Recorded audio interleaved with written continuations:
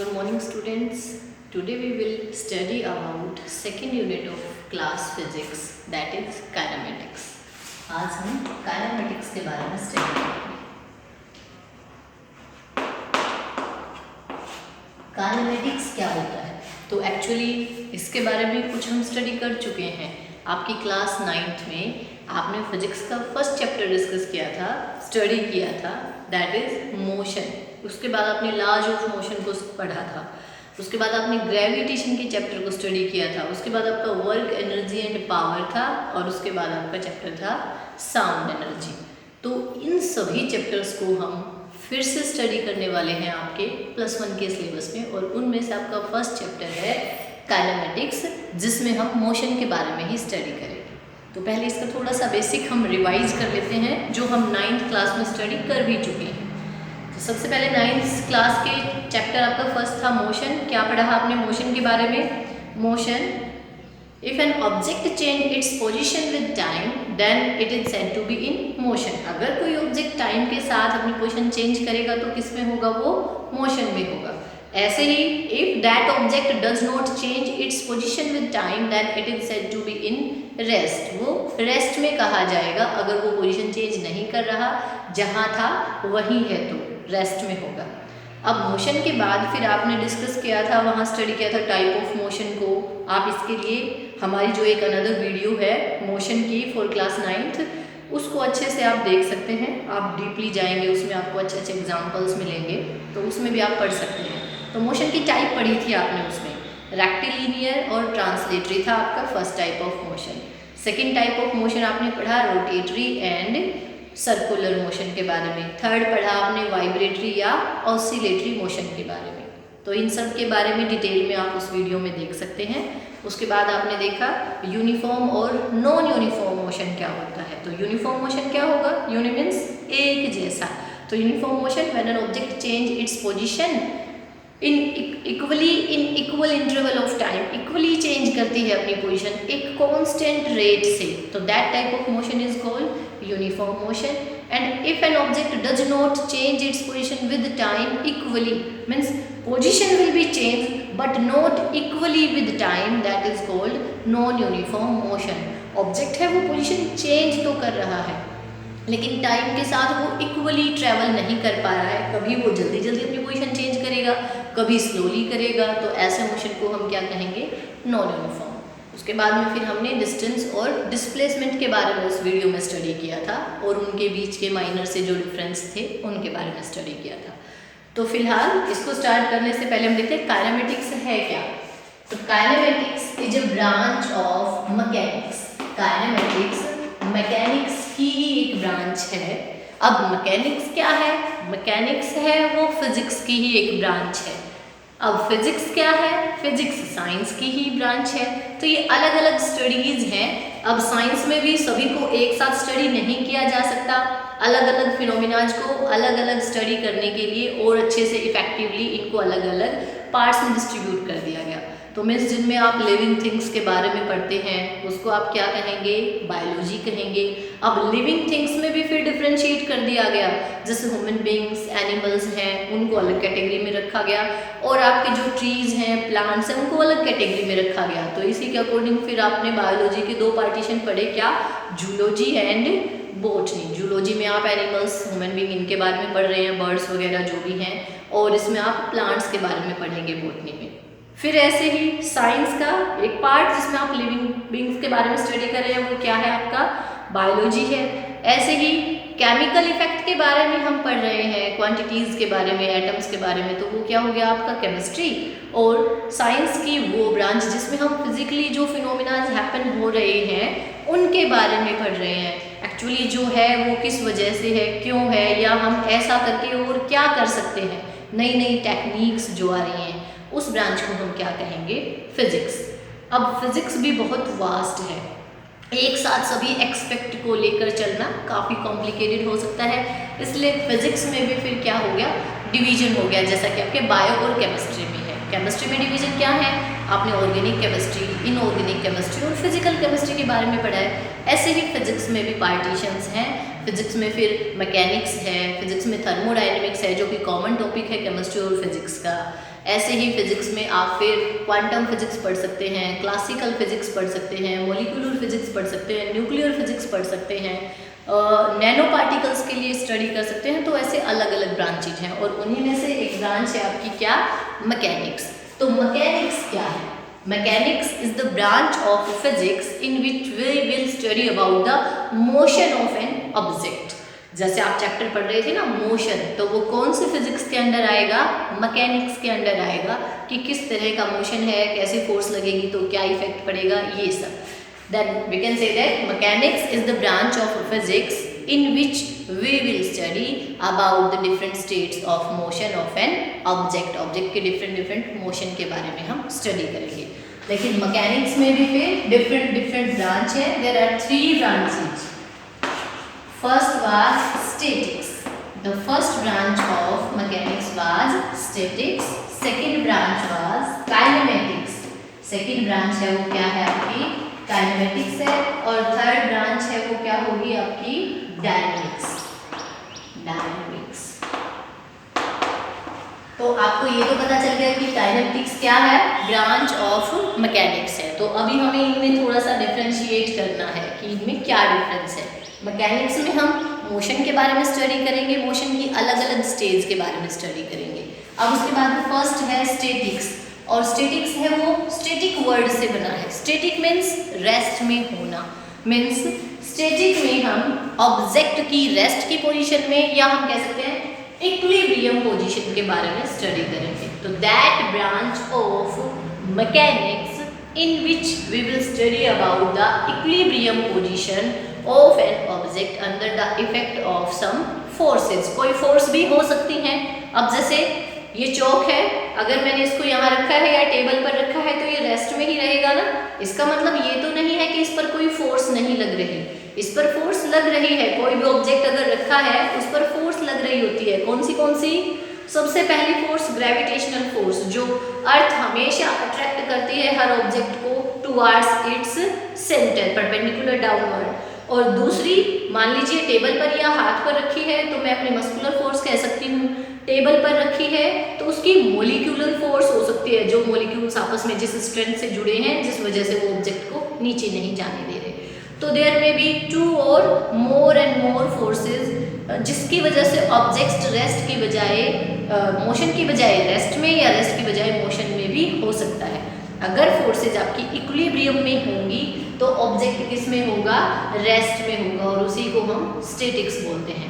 और अगर इक्विलिब्रियम नहीं है फोर्सेस में, कोई फोर्स कम कोई ज़्यादा है, तो रिजल्टेंट कोई ना कोई फोर्स होगी जिसको आप नेट फोर्स कहेंगे, जिसकी वजह से ऑब्जेक्ट अपनी पोजीशन चेंज कर सकता है।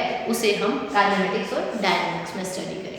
तो फर्स्ट है आपका स्टैटिक्स। स्टैटिक्स क्या है?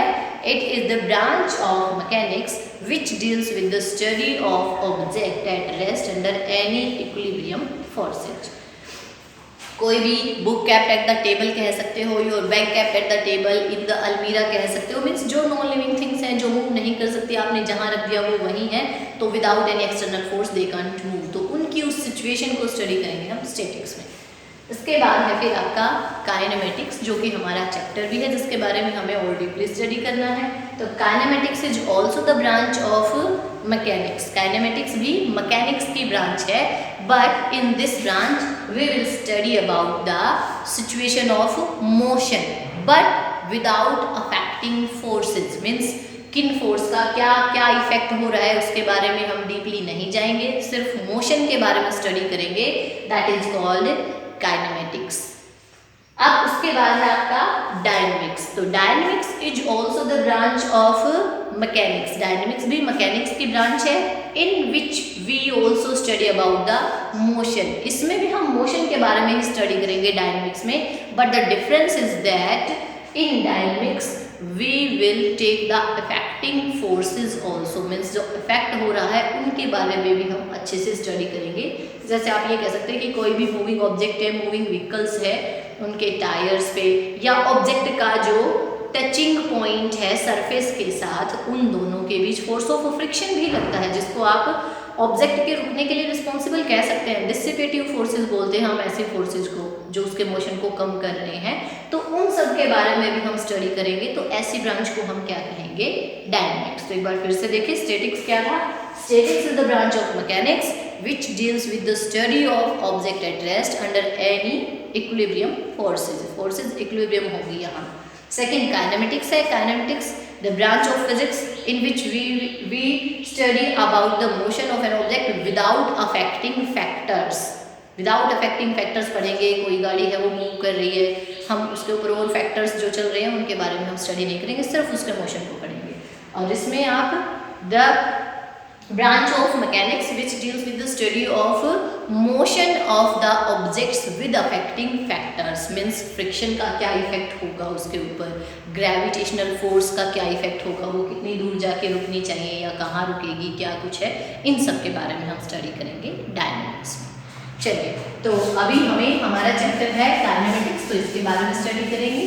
इसके बारे में स्टडी करने से पहले इतना तो क्लियर हो गया कि हम मोशन के बारे में स्टडी करें, और मोशन आपको अच्छे से क्लियर है। मोशन क्या है? The situation in which N object change its position with time. ऐसी सिचुएशन जिसमें ऑब्जेक्ट अपनी पोजीशन चेंज करता है वो आपका मोशन होगा। मोशन यूनिफॉर्म और नो यूनिफॉर्म के बारे में आपको पता है। Uniform when it change equally it's position with equal interval of time, time के साथ इक्वली चेंज करे हर इंटरवल में, तो आपकी जो मोशन है वो यूनिफॉर्म है। इक्वली चेंज नहीं करे तो मोशन कैसा होगा? नॉन यूनिफॉर्म होगा। तो अब यहीं पर एक वर्ड आ जाएगा आपका पॉइंट ऑब्जेक्ट, जिसको हम बार बार स्टडी करेंगे, पॉइंट ऑब्जेक्ट। अब वैसे तो आपको नाम से ही लग रहा है पॉइंट, एक पॉइंट होगा, जैसे मैंने ये पॉइंट लगा दिया, इसको आप पॉइंट ऑब्जेक्ट मानते होंगे कि छोटा सा ऑब्जेक्ट, लेकिन हर सिचुएशन में आप इसे पॉइंट ऑब्जेक्ट नहीं कह सकते। जैसे कि ये चौक है, अगर हम यहाँ कंसीडर करें मेरे हाथ के कंपैरिजन में, तो चौक है वो पॉइंट ऑब्जेक्ट नहीं कहा जा सकता। लेकिन आप एक डिस्टेंस ले लीजिए, चरखी दादरी से भिवानी का डिस्टेंस आप ले सकते हैं, काफ़ी किलोमीटर है, अप्रॉक्सीमेट 30 किलोमीटर 29 किलोमीटर जो भी है, तो उस डिस्टेंस के कंपैरिजन में आपका ऑब्जेक्ट है ये काफ़ी स्मॉल है, तो आप उस वक्त इस चौक को क्या कह सकते हैं? पॉइंट ऑब्जेक्ट कह सकते हैं। हमारी अर्थ के कंपैरिजन में मुझे भी पॉइंट ऑब्जेक्ट कहा जा सकता है, बट रूम के कंपैरिजन में मुझे पॉइंट ऑब्जेक्ट नहीं कहा जा सकता, क्योंकि मेरा साइज कहीं ना कहीं कंपेरेबल है। मैं कह सकती हूँ कि मेरे से 100 टाइम 200 टाइम लार्जर है ये रूम, बट जहाँ कंपैरिजन ही नहीं हो, एक क्वांटिटी वेरी वेरी स्मॉल और दूसरी वेरी वेरी लार्ज होगी, तो उस स्मॉल क्वांटिटी को उस लार्जर क्वांटिटी के कंपैरिजन में हम क्या कह सकते हैं? Point object. तो सिंपली यहाँ हम मोशन को स्टडी कर रहे हैं, तो पॉइंट ऑब्जेक्ट किसे कहेंगे? When the distance traveled by the object is very very larger than its size, means यही चौक है और इस चौक को हम ऐसे करें तो इसने काफ़ी डिस्टेंस ट्रेवल किया है, और ज़्यादा डिस्टेंस ट्रेवल करिए, यहाँ से इधर, तो बार बार ऐसा करने पर इसने बहुत ज़्यादा डिस्टेंस ट्रेवल कर लिया है, और उसके कंपैरिजन में इसका साइज काफ़ी स्मॉल होगा, तो हम क्या कह सकते हैं? This is a point object. और अगर मैं इसे कंप्लीट इतना लेने की बजाय सिर्फ हम कंसीडर कर रहे हैं इतना सा डिस्टेंस, इस चौक ने यहाँ से यहाँ तक अगर ट्रैवल किया, तो उस सिचुएशन में मैं इसे पॉइंट ऑब्जेक्ट नहीं कह पाऊंगी। तो आई थिंक क्लियर हो गया होगा what is point object? That object whose size is very very small than distance traveled by it। अगर इसका साइज इसकी डिस्टेंस ट्रेवल्ड से बहुत बहुत छोटा है, इनकम्पेरेबल है, तो हम इसे क्या बोलेंगे? पॉइंट ऑब्जेक्ट बोलेंगे। चलिए, अब उसके बाद एक नई टर्म और है, रेफरेंस पॉइंट। Reference point. अब रेफरेंस पॉइंट के बारे में आपको अच्छे से पता चल गया, अब रेफरेंस के बारे में स्टडी करेंगे। तो रेफरेंस का मतलब आप लोगों को अच्छे से पता है, मीन्स आपको कहीं जाना है जो अननोन जगह है आपके लिए, है ना, और आपका फ्रेंड का कोई नोन वहाँ रहता है, तो आपका फ्रेंड कहेगा आप वहाँ जाके मेरा रेफरेंस दे देना, आपको वो अच्छे से डील करेंगे, अच्छे से बात करेंगे, आपकी हेल्प करेंगे। तो रेफरेंस देना मतलब मेरा कोई रिलेशन बताना वहाँ की, भाई मैं उसका दोस्त हूँ, वो अच्छे से डील कर पाएंगे। तो ऐसे ही रेफरेंस पॉइंट उस स्पॉट को कहेंगे हम फिजिक्स में जिसके विद रिस्पेक्ट टू आप किसी मूविंग ऑब्जेक्ट को, क्योंकि यहाँ तो हम मूविंग ऑब्जेक्ट को पढ़ने वाले हैं काइनेमेटिक्स में, तो किसी मूविंग ऑब्जेक्ट को क्लियरली आप एक्सप्लेन कर पाएँ, मीन्स ऐसी जगह आप मान लीजिए कहीं खड़े हैं और वहाँ से आप ऑब्जर्व कर रहे हैं आपका फ्रेंड है वो साइकिल पे आ रहा है जो भी है, तो आप क्लियरली उसकी स्पीड, उसका टाइम, उसका एक्सेलरेशन, पोजीशन को जिस जगह से इजीली एक्सप्लेन कर पाएंगे उसको हम क्या कहेंगे, रेफरेंस पॉइंट कहेंगे। उसकी पोजीशन को आप एक्चुअली एक्सप्लेन कर सकते हैं, तो वो आपका क्या होगा, रेफरेंस पॉइंट होगा। तो that point with respect to which an observer can explain the position, displacement, acceleration, time of the moving object। moving object की इन सब चीज़ों को अगर वो एक्सप्लेन कर पा रहा है उस स्पॉट से, तो उस पॉइंट को हम क्या कहेंगे, रेफरेंस पॉइंट कहेंगे। उसके बाद आ जाता है frame of reference. Frame of reference. अब फ्रेम ऑफ रेफरेंस, अब फ्रेम आपको पता है जैसे कॉमनली फोटो फ्रेम मीन्स एक ऐसा स्पेस जहां आप फोटो को सेफ रख सकते हैं। बट अगर फोटो इज 2 डायमेंशनल, आपको पता है एक पेपर का टुकड़ा है वो, तो उसकी लेंथ है, उसकी विड्थ है, बट उसकी डेप्थ मीन्स उसकी थिकनेस नहीं है। तो 3rd डायमेंशन है वो बाकी 2 डायमेंशन के कंपेरिजन में काफ़ी स्मॉल है, तो हम नेग्लेक्ट कर सकते हैं और उसे 2 डायमेंशनल कह सकते हैं। तो उसका जो फ्रेम बनेगा वो 2 डायमेंशनल होगा। अब हम है, हमारा फ्रेम हमारा रूम हो सकता है, ठीक है, और रूम की हाइट है, विड्थ है, लेंथ है, लंबाई भी है, चौड़ाई है, ऊंचाई है, तो तीनों डायमेंशंस हैं।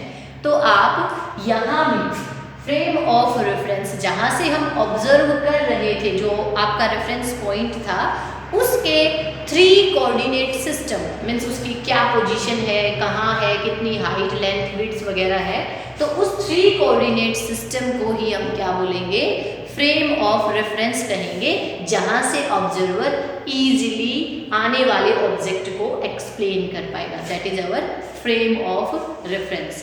अब फ्रेम ऑफ रेफरेंस है वो भी 2 टाइप के होते हैं, inertial and non inertial frame of reference. Inertial and non inertial frame of reference.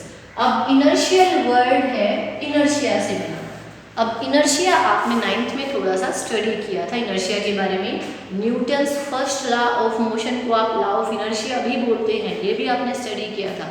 तो इनर्शिया क्या था एक्चुअली? इनर्शिया थी inability of a body due to which a body can not change its position by itself. अपने आप को अपने अंदर changement नहीं ला सकती। अगर आपको किसी ऑब्जेक्ट की पोजीशन चेंज ही करनी है तो आपको क्या करना पड़ेगा, एक्सटर्नल एफर्ट करना पड़ेगा, कुछ ना कुछ फोर्स लगानी पड़ेगी, ठीक है। तो उस इनएबिलिटी को इनर्शिया कहेंगे हम, और इनर्शिया से बन गया इनर्शियल। और इनर्शियल फ्रेम ऑफ रेफरेंस कौन सा फ्रेम ऑफ रेफरेंस होगा? Which obeys first law of motion, Newton's first law of motion, और we can say that law of inertia. जो फ्रेम ऑफ रेफरेंस है वो लॉ ऑफ इनर्शिया को easily obey करेंगे completely, उसे हम कहेंगे इनर्शियल फ्रेम ऑफ रेफरेंस। और जो नहीं कर पाएंगे किसी सिचुएशन में, हम उनको क्या कहेंगे, non inertial frame of reference कहेंगे। तो लॉ ऑफ इनर्शिया या फर्स्ट लॉ ऑफ मोशन क्या था, रिमाइंड कर लेते हैं हम एक बार। According to that law, any body cannot change its position without an external force, cannot change its direction and cannot change its motion। बिना किसी एक्सटर्नल फोर्स के आपकी बॉडी है वो अपने आप अपनी पोजीशन, अपनी डायरेक्शन या अपना एक्सेलरेशन, स्पीड वगैरह को चेंज नहीं कर सकती। यही लॉ ऑफ इनर्शिया था। मीन्स कोई बॉडी अगर रेस्ट में है तो रेस्ट में ही रहेगी, मोशन में है तो मोशन में रहेगी, सेम स्पीड से सेम डायरेक्शन में ट्रैवल करेगी, अनलेस अनटिल, कब तक, जब तक कोई एक्सटर्नल फोर्स उस पर एक्ट नहीं करेगा। That is the law of inertia, first law of motion. चलिए इसके बाद हम डिस्कस करते हैं 1, 2 एंड 3 डायमेंशनल मोशन। अब मोशन है वो भी 1, 2 और 3 डायमेंशन में हो सकता है। फर्स्ट है 1 डायमेंशनल मोशन। अब डायमेंशन तो आपने देखे होंगे, किसी की पोजीशन है, आप कितने उसमें, आप किसी का साइज है, कितने डायमेंशन में एक्सप्लेन कर सकते हैं। तो डायमेंशंस उसके फीचर्स को बताता है ऑब्जेक्ट के। 1 डायमेंशनल मोशन। अब 1 डायमेंशनल में क्या होगा, सबसे पहले इस वर्ड को देखिए, motion. Motion means object can change its position. Object अपनी पोजीशन चेंज करेगा, but in one dimension only, वो सिर्फ एक ही डायमेंशन में अपनी पोजीशन चेंज करेगा, तो आप क्या कह सकते हैं उसे, वन डायमेंशनल मोशन कह सकते हैं। अब कंसीडर कीजिए, आप मान लीजिए अपने रूम में ही बैठ के पढ़ रहे हैं, ठीक है, तो रूम की हाइट है, आप इस दीवार को कह सकते हैं ये हाइट है, ये वन डायमेंशन है। अब ये विड्थ है रूम की, ये वाली जो दीवार है, तो आप कह सकते हैं ये टू डायमेंशन है, और यहाँ से पीछे तक जो डायमेंशन है वो इसकी लेंथ को शो करेगा, हाइट, विड्थ एंड लेंथ। अब अगर कोई ऑब्जेक्ट ही है, ये चौक है, इसे मैं मूव करा रही हूँ, ठीक है, आप ये मान लीजिए ये 3 डायमेंशन थे, ये आपकी रूम की विड्थ को शो कर रहा है, आप विड्थ में इसे एक्स एक्सिस कह सकते हैं, ये आपके रूम की हाइट को शो कर रहा है, आप इसे हाइट या वाई एक्सिस कह सकते हैं। और थर्ड डायमेंशन ड्रॉ करने के लिए तो हम क्या करते हैं, ये ड्रॉ कर दिया, बट एक्चुअली आपका बोर्ड तो 2 डायमेंशनल है, तो थर्ड डायमेंशनल थिंग को हम ड्रॉ यहाँ कर नहीं सकते और यहाँ हम शो नहीं कर सकते, तो एक्चुअली थर्ड डायमेंशन ये होती है। तीनों डायमेंशन का हर एक के साथ आपस में 90 डिग्री म्यूचुअली परपेंडिकुलर होती हैं, तो ये आपकी क्या है, एक्स एक्सिस, ये आपकी वाई एक्सिस। तो वाई एक्सिस सिर्फ ये नहीं है, ये और ये ऊपर से नीचे जो भी है ये वाई एक्सिस है, ये एक्स एक्सिस है, और जो ये पोजीशन है इनके साथ जो 90 डिग्री बन रहा है ये क्या है, आपकी जेड एक्सिस है, या आप लेंथ ऑफ द रूम कह सकते हैं, इस तरफ भी और उस तरफ भी। इस पॉइंट को अगर आप ओरिजिन कह रहे हैं तो इसे हम पॉजिटिव और इसे हम नेगेटिव कहेंगे, इसे हम पॉजिटिव वाई, इसे हम नेगेटिव वाई कहेंगे। ऐसे ही फॉरवर्ड डायरेक्शन में इधर पॉजिटिव जेड और बैक साइड जो ऐसे बनेगा उसे हम क्या कह सकते हैं, नेगेटिव जेड। तो अब हम यहाँ देखते हैं, आपका बोर्ड है वो 2 डायमेंशनल है, ये चौक है, इस चौक को मैं मूव करा रही हूँ ऐसे। अब देखिए ऐसे अगर चौक मूव कर रहा है तो आपके फ्लोर से बॉटम से चौक की जो हाइट थी वो वही है, टॉप से भी जो है वही है, पोजीशन वही है, बस मैं ऐसे चेंज कर रही हूँ, तो इस डायमेंशन में कोई चेंजमेंट नहीं आया। चेंजमेंट किसकी वैल्यू में आया, पहले तो ये चौक यहाँ था, अब यहाँ पहुँच गया, अब यहाँ पहुँच गया, अब यहाँ पहुँच गया, यानी कि एक्स एक्सिस के अलोंग या विड्थ के अलोंग जो इसकी वैल्यू है सिर्फ उसमें चेंजमेंट आ रहा है। चौक मूव तो कर रहा है लेकिन सिर्फ एक ही एक्सिस में, बाकी किसी डायमेंशन में डिफरेंस नहीं आ रहा। आप ये भी कह सकते हैं यहाँ अगर कोई पॉइंट बना रखा है आपने, मान लीजिए यहाँ पर था तो आपका x तो 0 था ना, तो आप इसको 0 2 कह सकते हैं, है ना। अब यहाँ वाले को x को क्या हो गया, मान लीजिए ये 2 है लेकिन y है वो 2 ही रहा, तो ये 2 2 हो गया। अब यहाँ ये आपका मान लीजिए 4 हो गया लेकिन ये 2 ही है, तो आप इसको 4 2 कह सकते हैं, इसको 6 2 कह सकते हैं। देखो जो एक डायमेंशन है आपकी y है, y में इसका कोई चेंजमेंट नहीं आ रहा, हाइट में इसका सिर्फ विड्थ में चेंजमेंट आ रहा है, ना ही इसका लेंथ में चेंजमेंट आ रहा है। तो इस टाइप के मोशन को हम क्या कहेंगे, वन डायमेंशनल मोशन कहेंगे। तो वन डायमेंशनल मोशन आप ऐसे कह सकते हैं कि कोई भी बस मूविंग इन स्ट्रेट पाथ, बिल्कुल सीधी जाए, वो कहीं टर्न ना ले, तो वो आपका वन डायमेंशनल मोशन होगी। ट्रेन मूविंग हो सकती है जो कि बिल्कुल स्ट्रेट जा रही है, वो वन डायमेंशनल होगी। उसके बाद नेक्स्ट है हमारा 2 डायमेंशनल मोशन। अब हम 2 डायमेंशनल मोशन के बारे में स्टडी करेंगे। तो अब नाम से ही क्लियर है, motion means object will move in 2 dimensions, 2 dimension में चेंज करेंगे। अब अगर ये चौक है बट मैं इसे मूव ऐसे मूव कराने की बजाय हम कैसे मूव कर रहे हैं, ऐसे, मींस कुछ स्लोप हो गया, तो आप देखेंगे यहाँ मान लीजिए पोजीशन थी 0 0, ठीक है। अब यहाँ देखेंगे, मान लीजिए इसको यहाँ मिलाया हमने, इसको यहाँ मिलाया, वैल्यू यहाँ 2 है, यहाँ 1 है, कंसीडर कर लिया। अब इस पोजीशन को देखेंगे, मान लीजिए वैल्यू यहाँ 4 है और यहाँ वैल्यू 2 है, ऐसे इस पोजीशन को देखा, ये 6 है और यहाँ 3 है, तो आप देखेंगे इस पॉइंट को आप कह सकते हैं 2, 1, x की वैल्यू y की वैल्यू। इस पोजीशन को आप कह सकते हैं 4, 2, x की वैल्यू 4, y की वैल्यू 2, इसको आप 6, 3 बोल सकते हैं। मीन्स एक्चुअली यहाँ भी x और y की जो वैल्यू थी, यहाँ 0 0 थी ना, तो इसकी बजाय यहाँ वैल्यू है वो दोनों की डिफरेंट है, यहाँ भी दोनों की डिफरेंट है, यहाँ भी दोनों की डिफरेंट है। Means there is a change in 2 dimensions, 2 dimension में चेंजमेंट आ रहा है जब आपका ऑब्जेक्ट मूव कर रहा है। तो ऐसा ऑब्जेक्ट के मोशन को हम क्या कहेंगे, 2 डायमेंशनल मोशन।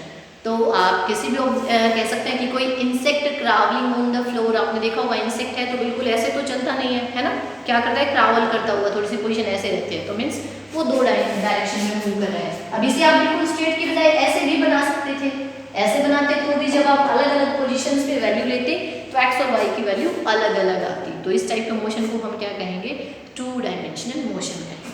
अब 3 डायमेंशनल मोशन,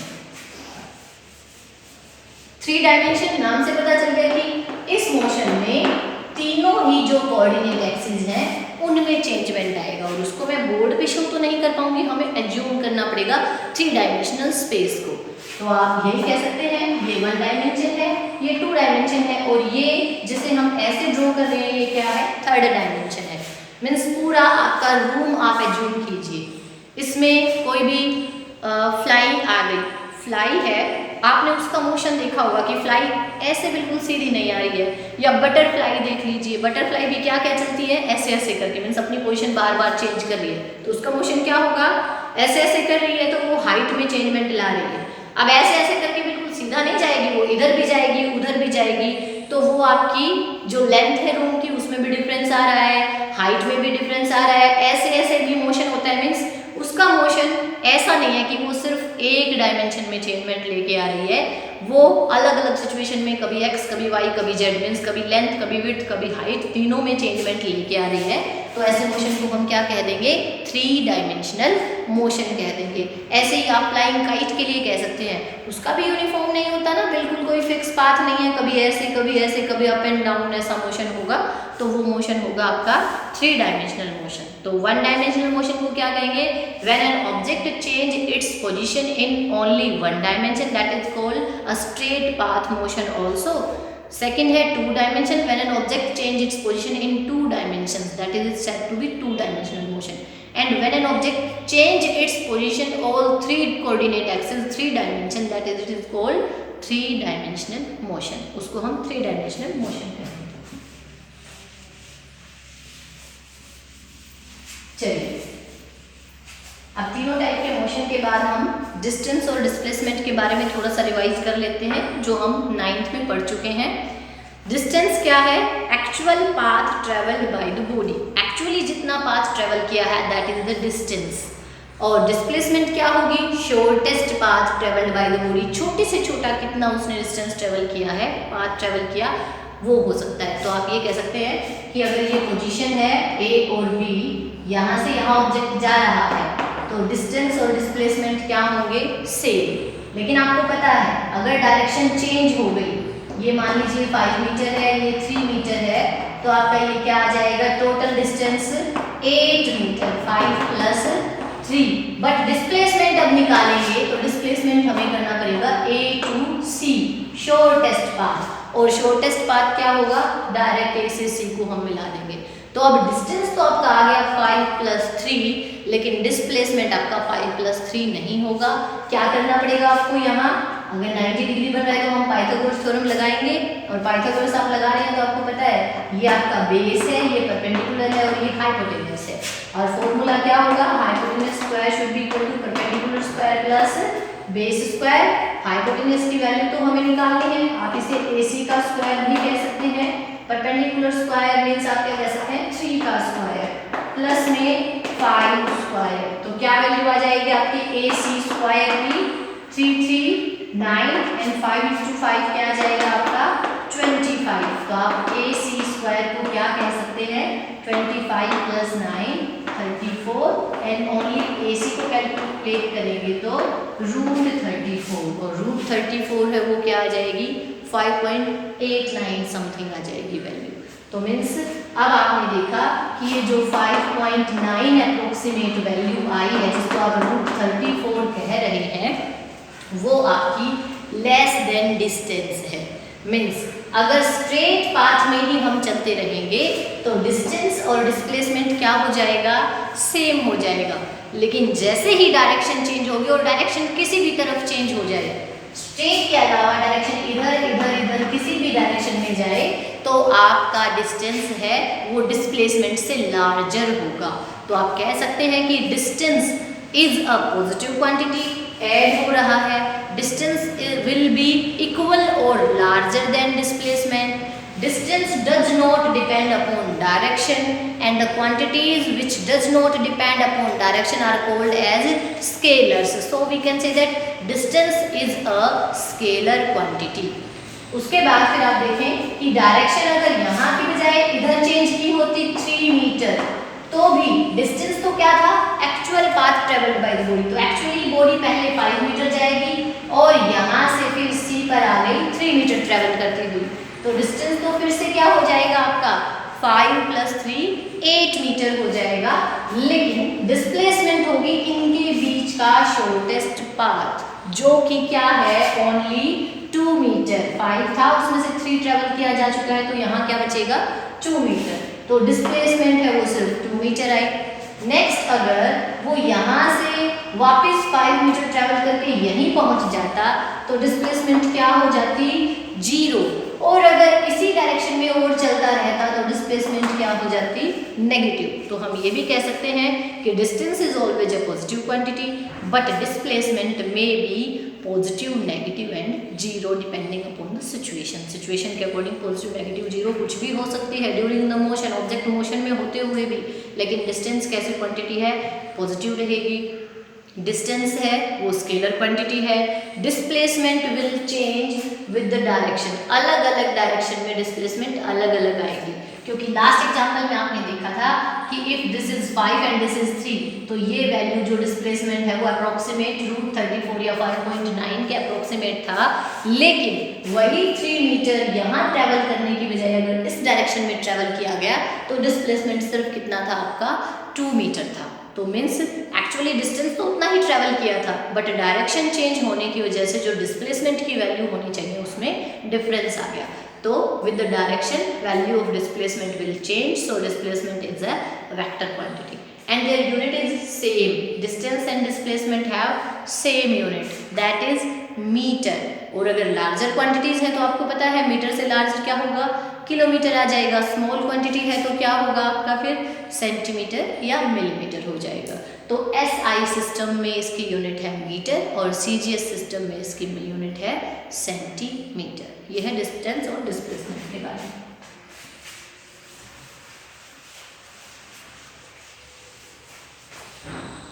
अब है स्पीड एंड वेलोसिटी के लिए, इसके बारे में भी हम 9th में कुछ पढ़ चुके हैं। तो स्पीड क्या था, it is the rate of change of distance with time, time के साथ साथ ऑब्जेक्ट कितना डिस्टेंस चेंज कर रहा है, कितनी पोजीशन चेंज कर रहा है, उसे हम स्पीड कहते हैं। वैसे स्पीड कौन सी क्वांटिटी है, जो क्वांटिटी हमें बताए how fast the object is travelling, object कितना फास्ट या स्लो मूव कर रहा है वो हमें किससे पता चलेगा, स्पीड से पता चलेगा। स्पीड अगर ज़्यादा है तो object is travelling very fast, speed अगर कम है तो ऑब्जेक्ट इज मूविंग स्लोली आप कह सकते हैं। तो स्पीड को आप क्या कह सकते हैं, it is the rate of change of distance और पोजीशन विद टाइम। तो हम इसे कह सकते हैं distance by time, it is denoted by v, it is scalar quantity तो हम ओनली v लिखेंगे। वेक्टर क्वांटिटीज जो भी होंगी उनको हम एरो हेड से शो करेंगे, उसके साथ हम एरो लगाएंगे। डिस्टेंस को हम s या x से शो कर सकते हैं और टाइम को हम t से शो करेंगे।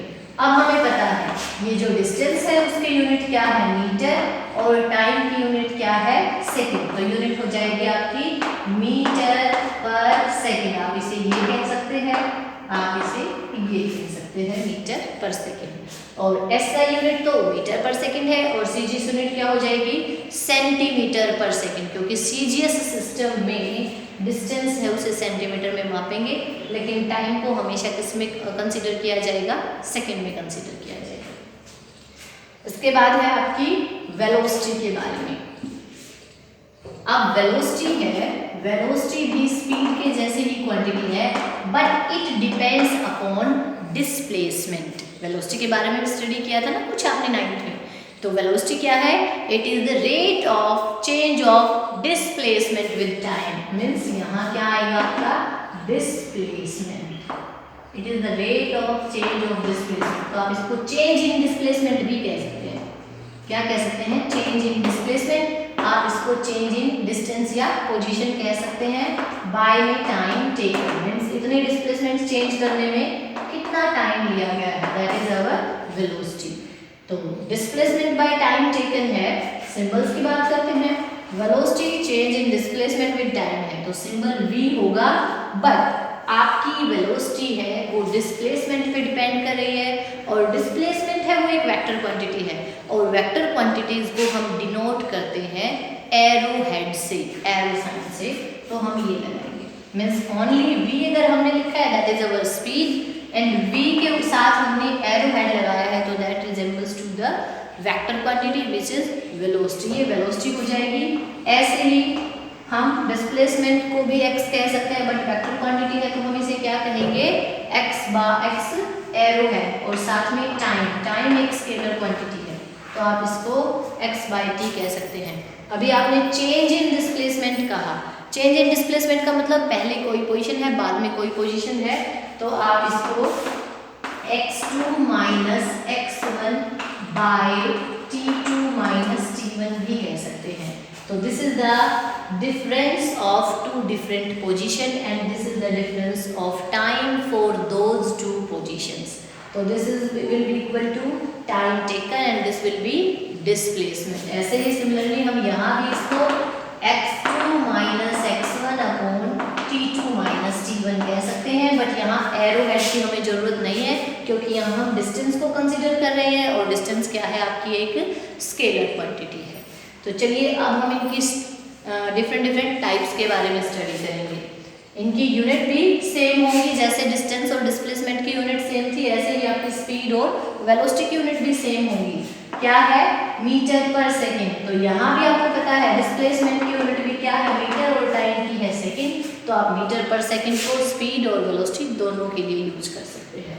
तो अब आपकी है type of speed and velocity. अभी आपको पता है जैसे आप बहुत से मूविंग ऑब्जेक्ट के बारे में ऑब्जर्वेशन करते होंगे, ऑब्जर्व करते हैं ऑब्जेक्ट मूव करें अलग अलग स्पीड से, ये फास्ट है ये स्लो है, मीन्स इसकी स्पीड ज़्यादा है इसकी स्पीड कम है।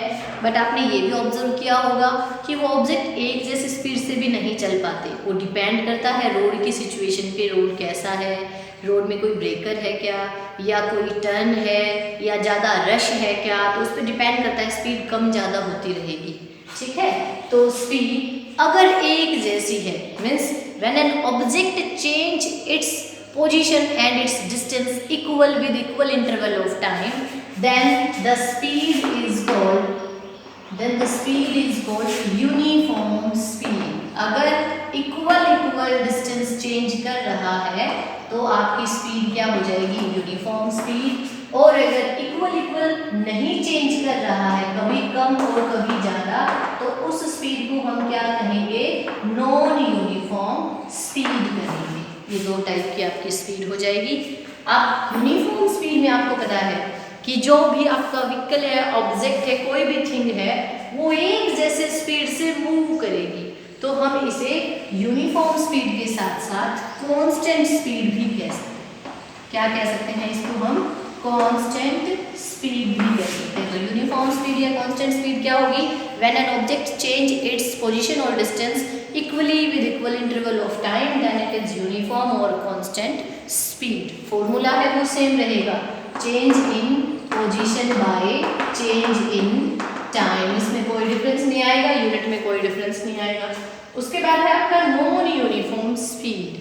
अब नॉन यूनिफॉर्म स्पीड है तो ये तो क्लियर हो गया कि एक जैसी स्पीड नहीं रहेगी, speed will change with time, different रहेगी अलग अलग, तो हम इसको वेरिएबल स्पीड भी कह सकते हैं। क्या कहेंगे, variable speed means non uniform को हम वेरिएबल, क्योंकि ये बार बार क्या करेगी, वेरी करेगी। अब यूनिफॉर्म स्पीड में तो आप मान लीजिए ऑब्जेक्ट ने 100 किलोमीटर ट्रैवल किया है with uniform speed, uniform speed से ही 100 किलोमीटर अगर ट्रैवल कर लिया है तो आप ये कह सकते हैं कि जिस भी वक्त अगर आप देखेंगे कि आपकी 10 किलोमीटर ट्रैवल किया था तब कितनी स्पीड थी, तो जो शुरू में थी वही थी। मान लीजिए वो 50 किलोमीटर पर आवर से व्हीकल चल रहा है तो जब 10 किलोमीटर वो ट्रेवल कर चुका था तब भी उसकी 50 थी। आप देखेंगे कि 15 किलोमीटर ट्रेवल किया तब कितनी है, 20 किलोमीटर ट्रेवल किया तब कितनी है, लास्ट तक जिस भी वक्त आप 99 किलोमीटर ट्रेवल किया था तब कितनी थी। तो आप ये देखेंगे कि अगर वो यूनिफॉर्म स्पीड से जा रहा है तो उसकी वैल्यू हर बार क्या आएगी, सेम आएगी। बट अगर वो वेरिएबल स्पीड से जा रहा है, 100 किलोमीटर ट्रैवल कर रहा है, तो आपको पता है बीच में बहुत से ऑब्स्टेकल्स होती हैं, तो उसको रेस्ट में भी आना होता है, कभी उसकी स्पीड कम भी होती है, कभी उसकी स्पीड ज़्यादा भी होती है। तो अलग अलग सिचुएशंस, लोकेशंस पर उसकी स्पीड क्या रहेगी, डिफरेंट रहेगी। अब इस केस में तो क्योंकि हर एक पॉइंट पर सेम स्पीड है, तो एवरेज स्पीड है या इंस्टेंटेनियस स्पीड है, किसी भी एक पर्टिकुलर टाइम पर जो आपको स्पीड चाहिए उसे हम क्या कहेंगे, इंस्टेंटेनियस स्पीड। किसी भी इंस्टेंट पे, तो इंस्टेंट से ही वर्ड बना है आपका इंस्टेंटेनियस स्पीड। और साथ में फिर आपका टोटल अगर हम निकाल रहे हैं तो क्या आ जाएगी, एवरेज स्पीड। तो इंस्टेंटेनियस स्पीड आपकी क्या होगी, speed at a short interval of time. किसी छोटे से इंटरवल पे मीन्स आपसे पूछ लिया जाए 10:11 पे क्या स्पीड थी, या 10:11 और 20 सेकंड पे क्या स्पीड थी, तो उस वक्त आपके व्हीकल में जो नीडल शो कर रही है उस स्पीड को आप इंस्टेंटेनियस स्पीड कहेंगे। लेकिन अगर आपसे पूछ लिया जाए एवरेज स्पीड क्या है, तो एवरेज क्या होगी, जितना डिस्टेंस आपने ट्रेवल किया है, मान लीजिए 100 किलोमीटर हम ट्रेवल कर रहे थे और व्हीकल अलग अलग स्पीड से चल रहा था, तो आप एवरेज स्पीड वैसे तो निकाल नहीं पाएंगे। तो उसके लिए हमें क्या करना पड़ेगा, total distance travelled by total time taken. Totally कितना डिस्टेंस ट्रेवल किया है और नीचे डिवाइड करेंगे टोटल कितना टाइम लिया गया है, तो जो कोई वैल्यू आएगी वो ऐसी वैल्यू आएगी जो एवरेज स्पीड होगी। वो किसी इंस्टेंटेनियस वैल्यू से कभी कम भी हो सकती है और ज़्यादा भी हो सकती है, क्योंकि किसी इंस्टेंट पे आपकी हो सकता है व्हीकल की स्पीड काफ़ी ज़्यादा थी, तो जो एवरेज वैल्यू आएगी वो कम आएगी उससे। या हो सकता है जिस इंस्टेंट पे आपने देखा उस वक्त काफ़ी रश था और आपके व्हीकल की स्पीड काफ़ी कम थी, तो ये जो एवरेज वैल्यू है ये इंस्टेंटेनियस से कम ज़्यादा कुछ भी हो सकती है, ठीक है। बट इन यूनिफॉर्म और constant speed instantaneous and average speed are same. अगर आपका मोशन कैसा है, यूनिफॉर्म या कांस्टेंट है, तो आपकी जो इंस्टेंटेनियस स्पीड होगी वही आपकी क्या होगी, एवरेज स्पीड भी होगी, क्योंकि हर एक इंस्टेंट पर स्पीड सेम थी। तो एवरेज निकालेंगे तो भी वैल्यू क्या आएगी आपकी, सेम आएगी। लेकिन नॉन यूनिफॉर्म में ये क्या होती है, डिफरेंट, बट फॉर्मूला सभी के लिए सेम है। क्या करेंगे आप, टोटल डिस्प्लेसमेंट या total distance by total time taken, और फॉर्मूला भी आपका x2 - x1 / t2 - t1, या यूनिट पे आपकी क्या रहेगी, मीटर पर सेकेंड रहेगी।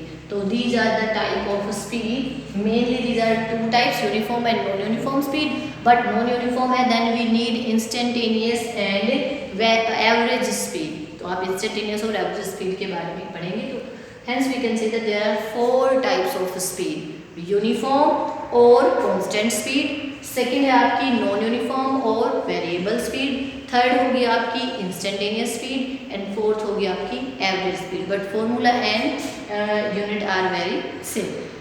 इसके बाद है आपका वेलोसिटी के बारे में।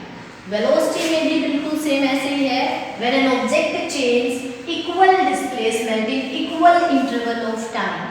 अगर object equal displacement equal interval of time में कर रहा है तो आपकी वेलोसिटी कैसी हो जाएगी, यूनिफॉर्म वेलोसिटी हो जाएगी। तो फर्स्ट ऐसे ही सिमिलरली जैसे आपकी यूनिफॉर्म स्पीड है वैसे ही आपकी क्या हो जाएगी, यूनिफॉर्म वेलोसिटी। सेकंड फिर क्या आ जाएगी आपकी, नॉन यूनिफॉर्म वेलोसिटी, क्योंकि यहाँ ऑब्जेक्ट है वो इक्वल डिस्प्लेसमेंट शो नहीं कर पाएगा इक्वल इंटरवल ऑफ टाइम में, तो वो नॉन यूनिफॉर्म होगी। उसके बाद फिर आपकी आ जाएगी इंस्टेंटेनियस, किसी भी एक पर्टिकुलर वक्त पर जो आपसे पूछी गई है उसको इंस्टेंटेनियस बोलेंगे, इंस्टेंटेनियस वेलोसिटी। और टोटल जो आपने पूरा ट्रैवलिंग की है उसमें जो एवरेज रहेगी उसको हम क्या कहेंगे, एवरेज वेलोसिटी, उसे हम कहेंगे एवरेज वेलोसिटी। और ऐसे ही यूनिफॉर्म वेलोसिटी को हम कांस्टेंट वेलोसिटी भी कह सकते हैं, नॉन यूनिफॉर्म को हम वेरिएबल वेलोसिटी भी कह सकते हैं। तो these are 4 types of velocity and speeds. And in our next lecture we will discuss about their graphical relationship, about the formulas used in case of different speeds. तो इनके बारे में हम स्टडी करेंगे नेक्स्ट लेक्चर में. Thank you.